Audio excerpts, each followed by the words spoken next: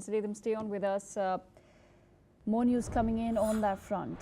In a significant show of unity, North Korean leader Kim Jong-un and Russian President Vladimir Putin have met in Beijing on Wednesday, pledging to strengthen their alliance amid global isolation. The meeting took place on the sidelines of a military parade celebrating the anniversary of Japan's formal surrender in the Second World War, where the two leaders were also joined by Chinese President Xi Jinping. During their private bilateral discussions, Kim Jong-un offered his full support to the Russian leader. In a rare public acknowledgement, President Putin thanked North Korea's special forces who were deployed to aid Russian troops in the conflict against Ukraine. The meeting between the two leaders, whose countries are bound by a mutual defense treaty and face heavy international sanctions, lasted for over an hour. At the conclusion of their talks, President Putin extended an invitation for Kim Jong-un to visit Russia, signaling a deepening of ties between the two nations.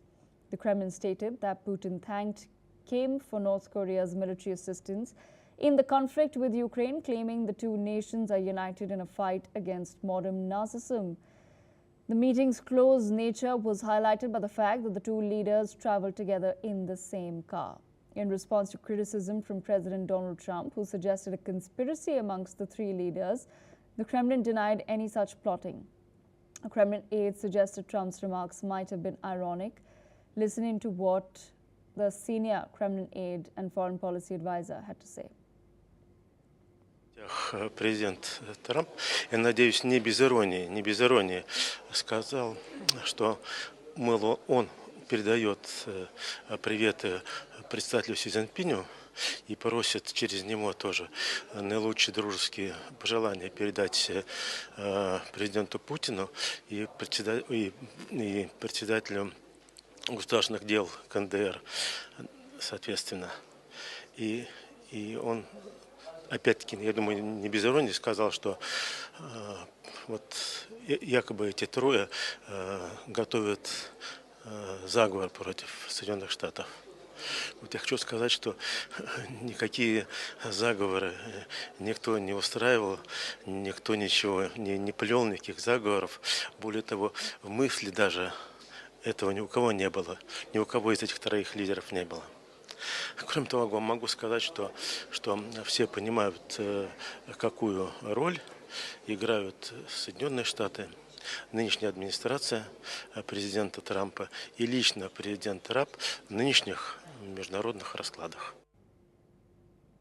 Mr. Andrew Latham, Professor of International Relations, joins us back on the broadcast. Mr. Latham, I have to understand from you, what do you make of America's latest, would you call it insecurity, when the president says that there's a conspiracy being hatched in China because he's seen the three leaders together for the first time? We've also seen Donald Trump in the past making attempts to generate or build a relationship with the North Korean leader. But of course, there's no denying that North Korea and Russia share a very special relationship. So is this simply an insecurity, and how do you see this now playing out? Well, it's possibly an insecurity. The last thing in the world I ever want to do is try to psychoanalyze President Trump.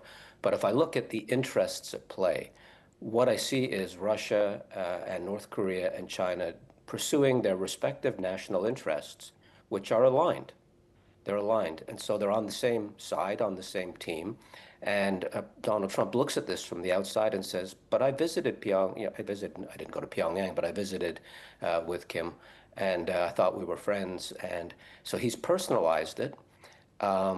He lacks the language, as it were, the diplomatic language, the geopolitical language to understand and to frame it as this is simply three countries that have shared interests coming together to pursue and defend those interests, and not taking America into consideration, and certainly not including it and not including Donald Trump in the conversation. He takes umbrage at that. If that's insecurity, then I guess that's insecurity, but I think he simply lacks the geopolitical vocabulary to wrap his head around what's going on. Absolutely. Mr. Andrew Latham, thank you so much for joining us on NewsX World with that perspective. We leave it there. In other news, Spanish Prime Minister